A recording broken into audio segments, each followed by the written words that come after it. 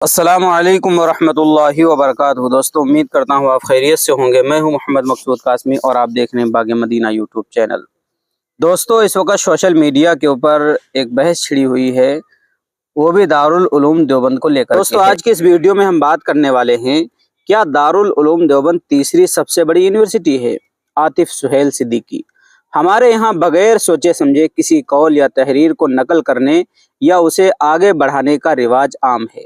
یہ اس بات کی علامت ہے کہ قوم کا اکثر طبقہ فکری صلاحیت سے محروم ہے۔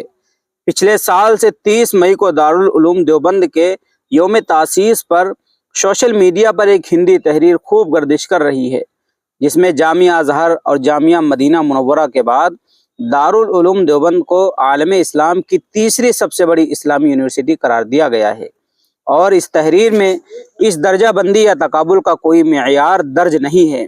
کس بنیاد پر دارالعلوم دیوبند تیسری سب سے بڑی یونیورسٹی ہے؟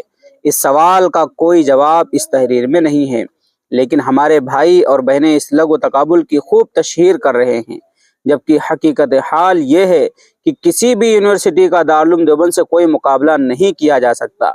دارالعلوم بحیثیت مکتبہ فکر عالمی ادارہ ہے، جبکہ جامعہ ازہر ہو یا جامعہ مدینہ، یہ ادارے عام یونیورسٹیز کی طرح سرکاری یونیورسٹیاں ہیں، اور ان کا فکری اثر کبھی بھی مسلمانوں پر مرتب نہیں ہوا ہے۔ دارالعلوم ایک عوامی ادارہ ہے جو ہر سرکاری اثر سے پاک ہے۔ یونیورسٹی لفظ دارالعلوم کو بہت محدود کرتا ہے، جبکہ یہ ایک مکتبہ فکر ہے جس کی ترجمانی پوری دنیا میں بکھرے عظیم الشان دیوبندی مدارس، علماء اور کروڑوں مسلمان اہل سنت جو کہ مکتبہ فکر دیوبند سے اپنے آپ کو وابستہ کرتے ہیں، ان کے ذریعے کی جا رہی ہے۔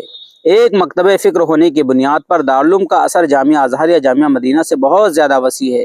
بحیثیت مکتبہ فکر دارالعلوم کا تقابل صرف بصرہ یا کوفہ جیسے مکاتب فکر سے ہی کیا جا سکتا ہے، نہ کہ کسی بھی دور کی کسی بھی یونیورسٹی سے۔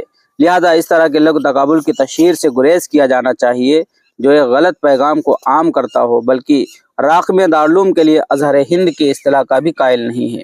یہ اصطلاح دارالعلوم کی منفرد اور فکری حیثیت کو کم کرتی ہے۔ تو دوستو اس طریقے کی سوشل میڈیا کے اوپر ایک تحریر وائرل ہو رہی ہے، اسی کے متعلق جواب ہے، اور بہت ہی درست اور بہت ہی بہترین جواب دیا ہے عاطف سہیل صدیقی صاحب نے، اللہ انہیں جزائے خیر عطا فرمائے۔ اب آپ حضرات کا اس تحریر کے متعلق اور جو چیزیں وائرل ہو رہی ہیں سوشل میڈیا کے اوپر، اس کے متعلق کیا کہنا، نیچے کمنٹ کر دیجیے، اور پہلی بار چینل پر آئے ہیں تو سبسکرائب بھی کر سکتے ہیں۔ چلیے دوستو پھر ملتے ہیں انشاءاللہ جلدی کسی نئے ویڈیو میں کسی نئے ٹاپک کے ساتھ۔ السلام علیکم ورحمۃ اللہ وبرکاتہ۔